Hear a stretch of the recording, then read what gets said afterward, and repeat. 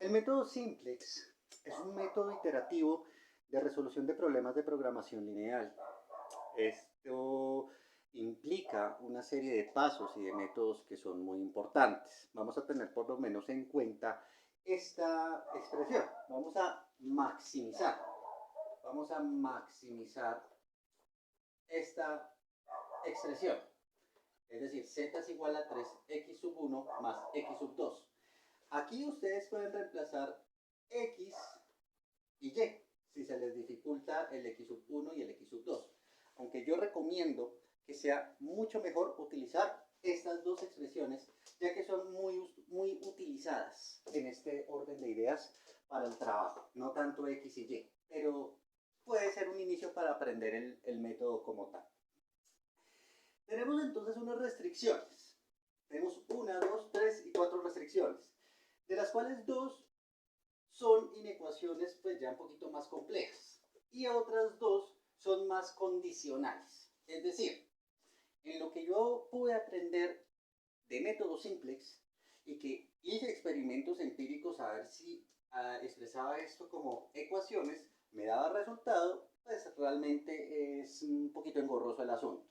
Bajo ese orden de circunstancias, lo que nosotros hacemos es tomar las primeras inecuaciones, esta de acá y esta de acá, y las vamos a transformar en ecuaciones agregando algo que se llama una holgura, una variable nueva que se va a denominar S.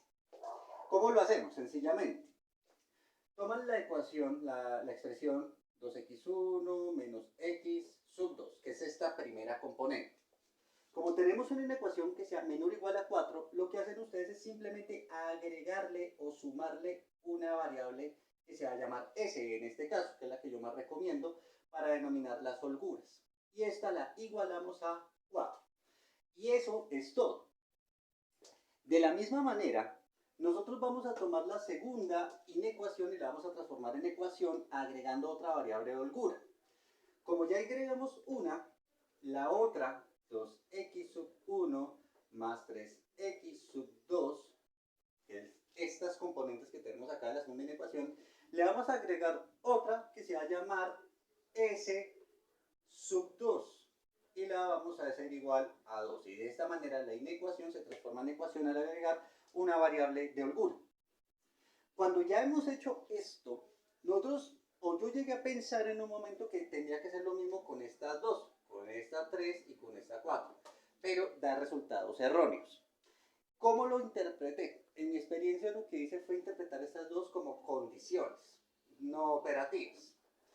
Es decir, que el primer resultado de x sub 1 va a ser mayor o igual a 1 y el segundo resultado tiene que ser menor o igual a 3. Hasta ahí nada más. Aquí no vamos a agregar holguras, no holgura, porque no sea necesario, al ser más condicionales. Ahora, lo que vamos a hacer nosotros en este caso es formar la tabla simplex, que la tenemos acá. Esa la formamos con los coeficientes. ¿Qué son los coeficientes? Son los números que van acompañando a las letras. Hay que tener en cuenta un factor importante. Tenemos maximizadas ya con esa estructura de ecuación, las inecuaciones que hacen referencia a las restricciones. Pero también a la expresión a maximizar que está aquí tenemos que hacerle un ajuste, es decir, pasar estos dos términos, x sub 1 y x sub 2, al otro lado con signo negativo e igualarla a 0. Entonces decimos z menos 3x sub 1 menos menos x sub 2 igual a 0. Esta expresión a maximizar no le vamos a agregar holgura, porque es la función que nosotros vamos a maximizar o dado caso a minimizar, pero minimizar tiene otro ajuste que lo explicaremos en otro video próximo. Por ahora solo vamos a centrarnos en qué pasos debemos tener en cuenta para maximizar. Ahora, con los coeficientes en este sistema de ecuaciones, vamos a fabricar una tabla que es la tabla simplex. Y esta va a jugar con los coeficientes. Acordémonos que los coeficientes son los números que van a acompañar a las expresiones o a las letras, en este caso. Por ejemplo, en las holguras, tenemos S sub 1, tenemos S sub 2. Aquí significa que estas expresiones tienen un coeficiente de valor 1, como si fuera 1S1 o 1S2. En ningún caso se debe decir que no existe coeficiente. Sí existe, es 1.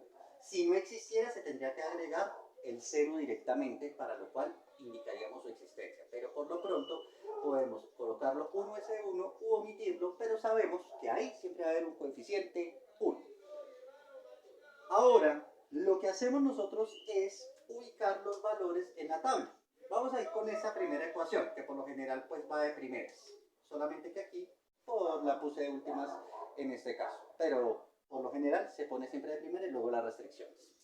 Bien, el coeficiente de z vale 1, el coeficiente de x sub 1 vale menos 3, el coeficiente de x menos 2 vale menos 1. No tenemos holguras, entonces va a valer 0, 0, y el resultado después del igual va a ser 0. Pasado esta situación, lo que hacemos nosotros ahora es jugar, ahora sí, con las restricciones. Vamos con esto. Entonces, la primera restricción no tiene valor de z, se coloca 0. Ahí sí, ahí indicamos el 0 porque no tiene variable z. x1, 2, x2, menos 1. Primera holgura va a valer 1, no hay s sub 2, porque solamente es s sub 1 exclusiva de la primera restricción, y esa va a ser igual a 4. El resultado va a ser lo que está después del igual.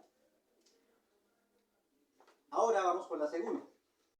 No tiene coeficiente en z, su coeficiente en x1 vale 2, su coeficiente en x2 vale 3, no tiene holgura S1, pero sí tiene holgura S2, que es 1, y 12.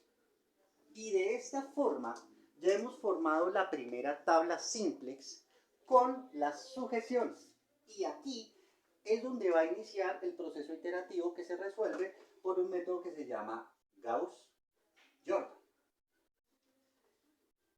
De esta manera, si ustedes dominan el Gauss-Jordan, les va a quedar muy sencillo transformar estas dos variables, que se llaman variables de decisión, en valores relacionados con 1 y 0.